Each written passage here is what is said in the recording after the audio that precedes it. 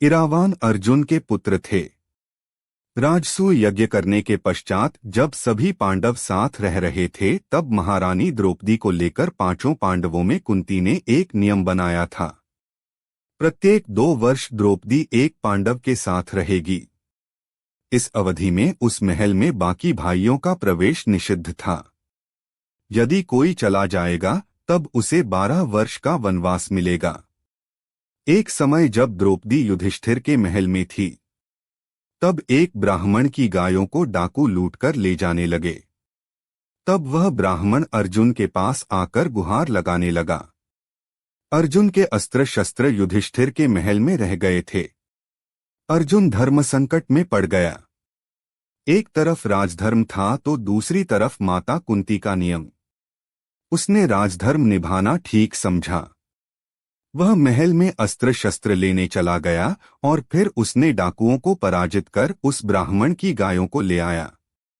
इसके बाद वह माता कुंती के समक्ष उपस्थित होकर 12 वर्षों के लिए वनवास की इजाजत मांगने गया। कुंती ने उसे युधिष्ठिर के पास भेज दिया। युधिष्ठिर ने कहा कि कुंती के नियम का कोई उल्लंघन नहीं हुआ है, क्योंकि ऐसा करना वक्त की आवश्यकता थी। किंतु अर्जुन ने तय कर लिया था कि नियमानुसार वह वनवास जाएगा। सबकी अनुमति से वह वन में चला गया। सबसे पहले वह हरिद्वार गया। वहां उसने गंगा नदी में डुबकी लगाई तो वह नागलोक में पहुंच गया।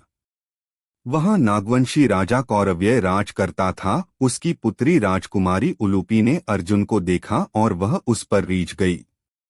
उसने अर्जुन से विवाह करने की इच्छा प्रकट की।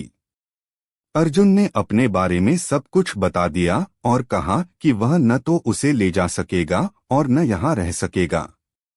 उलूपी ने उसकी समस्त शर्तें मान ली और इस तरह दोनों का विवाह हो गया। उन दोनों के संयोग से उलूपी ने एक पुत्र को जन्म दिया जिसका नाम इरावान रखा गया। महाभारत युद्ध में इरावान पांडवों की ओर से लड़ा। उसने भयंकर युद्ध किया। 8वें दिन उसने शकुनी के 6 भाइयों को मार दिया। तब दुर्योधन ने उसे मारने के लिए एक राक्षस अलम्बुश को भेजा।